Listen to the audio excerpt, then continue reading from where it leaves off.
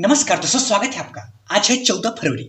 चलिए अपना current affair का सेशन स्टार्ट करते हैं। आज हमने पहला क्वेश्चन आर्थिकी से लिया हुआ है। देखो, इस करंट अफेयर क्लास में ना रेगुलर आपको 6 क्वेश्चन कंप्लीट कराया जाता है। चलिए पहला क्वेश्चन कंप्लीट देखते हैं। हाल ही में किस देश में भारत की यूपीआई सेवा प्रारंभ किया गया? देखो, जो भारत की यूपीआई सेवा है, यूपीआई क्या होता है इसके बारे में समझेंगे ही। उसके बाद जो भारत की यूपीआई सेवा है कहाँ पे प्रारंभ किया गया और भी इनसे संबंधित क्वेश्चन। तो भारत की यूपीआई सेवा कहाँ पे प्रारंभ किया गया? 2 देश में, एक तो श्रीलंका और एक मॉरिशस में। श्रीलंका के राष्ट्रपति रानिल विक्रमसिंघे के द्वारा शुरुआत किया गया और मॉरिशस के पीएम प्रवीण जगन्नाथ के द्वारा। देखो, यूपीआई के मतलब क्या होता है? Unified payment interface. इसका जो भारत में सिस्टम है ना, इसकी शुरुआत 2016 में हुई थी। किसके द्वारा शुरुआत किया गया? एनपीसीआई के द्वारा, national payments corporation of India. ये क्या करता है कि जो बैंक खाते होते हैं ना, उसको मोबाइल के माध्यम से जोड़ देता है। तो यहाँ से आपको लेन देन में आसानी पूर्वक, सुविधा पूर्वक, मतलब हर चीज में आपको सुविधा होती है ना। अगर बात करें किस नीति के अंतर्गत श्रीलंका और मॉरिशस की शुरुआत किया गया, तो अपने देश की नीति है नेबरहुड फर्स्ट नीति, मतलब पड़ोसी पहले नीति के अंतर्गत कि पड़ोसी का पहले काम हो।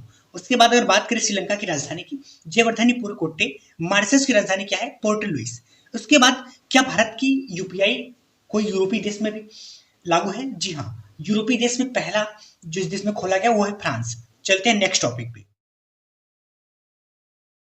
नेक्स्ट टॉपिक हमने खेल से लिया हुआ है। देखते हैं कौन सा खेल अभी हुआ, वहां पे कौन जीता, कौन उपविजेता रहा और भी संबंधित क्वेश्चन।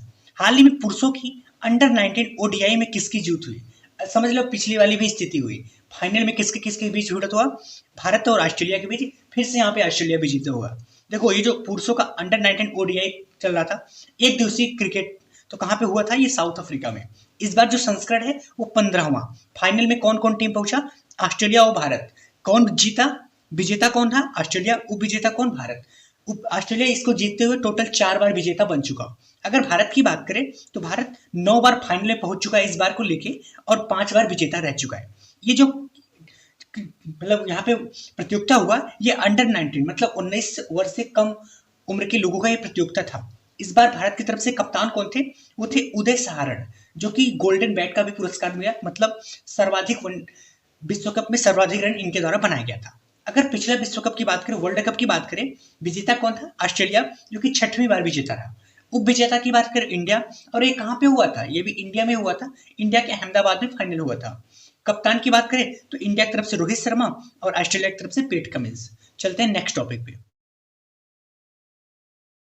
नेक्स्ट क्वेश्चन खोज से है। देखते हैं कौन सा भी हाल ही में खोज किया गया, और ये खोज हमारे लिए बहुत ज्यादा इंपॉर्टेंट है। देखते हैं कौन सा क्वेश्चन है। हाल ही में चर्चा में रही CAR टी सेल थेरेपी का संबंध किससे है? ये बहुत ज्यादा चर्चा में, ये एग्जाम में आपको क्वेश्चन बन सकता है। ये बहुत महत्वपूर्ण क्वेश्चन है।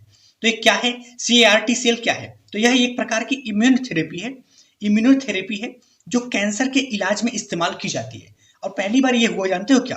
ये चर्चा में क्यों है? चर्चा में इसलिए है कि क्योंकि जो कैंसर रोग है, कैंसर में आपको पता है कि कोई भी मरीज बच नहीं सकता, लेकिन पहली बार इस थेरेपी के अंतर्गत एक मरीज ठीक हो गए हैं। तो इसलिए बहुत ज्यादा चर्चा में था। तो किस प्रकार की ये कैंसर को इलाज करता है? तो ल्यूकेमिया, जो कि ब्लड कैंसर उपचार संबंधित है। कैसे करता है? तो कैसे ये जो रोगों से लड़ने की क्षमता, इम्यूनो पावर होती है ना, उसको बढ़ा देती है। उसको क्या करती है? बढ़ा देती है। CAR टी सेल का फुल फॉर्म क्या होता है? काइमेरिक एंटीजन रिसेप्टर यहाँ पे, और टी सेल, सेल्स का मतलब कोशिका होता है। तो ये जो कोशिका होती है इसी को इंक्रीजमेंट कर देता है, जिससे आप मतलब आपको लड़ने की क्षमता बढ़ जाती है रोगों से। अगर बात करें इसको बनाया किसने है, विकसित किसके द्वारा किया गया? IIT बॉम्बे, टाटा हॉस्पिटल और इम्यूनोकैट के द्वारा बनाया गया। इसका जो लाभ होगा वो कैंसर इलाज में होगा, और जहां तक है कि कैंसर इलाज परमानेंट सॉल्यूशन निकल गया है। चलते हैं नेक्स्ट टॉपिक पे। नेक्स्ट टॉपिक हमने न्यायालय से लिया हुआ है। इसको आप नियुक्ति से भी ले सकते हो क्योंकि नियुक्ति हुआ है। देखते हैं कौन सा क्वेश्चन है। हाल ही में अंतर्राष्ट्रीय न्यायालय का नया अध्यक्ष किसे नियुक्त किया गया? नया अध्यक्ष किसे नियुक्त किया गया? उपाध्यक्ष किसे नियुक्त किया गया? और अंतर्राष्ट्रीय न्यायालय क्या होता है उसके बारे में। तो किसे नियुक्त किया गया? नवाज सलाम को, जो कि लेबनान के हैं। लेबनान कहाँ पे है? तो लेबनान इजराइल के जस्ट बगल में स्थित है। उपाध्यक्ष की बात करें तो जूलिया, जो कि युगांडा की है। अब बात करते हैं कि अंतर्राष्ट्रीय न्यायालय क्या है। तो यह एक संयुक्त राष्ट्र का एक अंग है। जिस तरीके से देश में सुप्रीम कोर्ट, हाई कोर्ट होता है, उसी तरीके से पूरे विश्व में अंतर्राष्ट्रीय न्यायालय होता है। यह राष्ट्रों के बीच, देशों के बीच कोई विवाद होता है उसको सुलझाता है। बट एक कंडीशन यहाँ पे है कि इसका जो भी निर्णय होता है वो बाध्यकारी नहीं होता है, मतलब कोई देश इसको पालन करे या ना करे वो देश पे डिपेंड करता है, देश की अपनी संप्रभुता पे, क्योंकि अंतर्राष्ट्रीय न्यायालय के पास कोई प्रशासनिक पावर नहीं है कि वो अपने निर्णय को मनवाए ही। अगर बात करें कि अंतर्राष्ट्रीय न्यायालय में कितने न्यायाधीश होते हैं, इसमें टोटल 15 न्यायाधीश होते हैं और 9 वर्ष इनका कार्यकाल होता है और 9 वर्ष के बाद ये री इलेक्ट भी हो सकते हैं, मतलब दोबारा भी निर्वाचित हो सकते हैं। अगर भारत की बात करें, क्या भारत की कोई न्यायाधीश है वर्तमान में, तो जी हाँ, दलवीर भंडारी जो कि जोधपुर के हैं, ये री इलेक्टेड हुए थे, मतलब 9 वर्ष इनका कार्यकाल पूरा हो गया था, इनको दोबारा से न्यायाधीश बना दिया गया। इसकी स्थापना की बात करें तो 1945 में जो कि यूएन का स्थापना हुआ था, उसी का ये एक अंग है। तो इसका जो मुख्यालय है वो है नीदरलैंड हेग में। चलते हैं नेक्स्ट टॉपिक पे। नेक्स्ट टॉपिक हमने दिवस से लिया हुआ है, देखते हैं कौन सा दिवस मनाया गया और कितने आयाम पर क्वेश्चन बनेगा। विश्व यूनानी दिवस कब मनाया गया? ये 11 फरवरी 2024 को। अब 11 फरवरी 2024 के दिन ही क्यों मनाया जाता है? क्योंकि इसी दिन हकीम अजमल खां की जयंती थी। अब बात करते हैं कि यूनानी दिवस क्या है, क्यों मनाया जाता है। तो ये जो यूनानी दिवस है ना, तो ये यूनानी चिकित्सा संबंधित है। यूनानी चिकित्सा जो कि पारंपरिक चिकित्सा है यूनान में, जो कि प्राकृतिक उपचार से संबंधित है। तो इसी के यूनानी चिकित्सा की पद्धति को, जागरूकता को बढ़ाने के लिए इस दिवस को मनाया जाता है। अब आपको पता है, आपके अपने ही देश में 2016 में एक मंत्रालय बनाया था, आयुष मंत्रालय। मतलब ए से आयुष, वाई से योग, यू से यूनानी, या से एच से होम्योपैथी, मतलब यूनानी संबंधित है, तो इसलिए इसको दिवस मनाया जाता है। अगर अभी हाल ही फिलहाल में और भी जयंती की बात करें, 23 जनवरी को पराक्रम जयंती, सुभाष चंद्र बोस की जयंती के दिन मनाया जाता है। 22 पराक्रम दिवस की बात है। अगर 22 मार्च की बात करें तो जल दिवस, और 21 फरवरी की बात करें तो अंतर्राष्ट्रीय मातृभाषा दिवस मनाया जाता है। चलते हैं नेक्स्ट टॉपिक पे।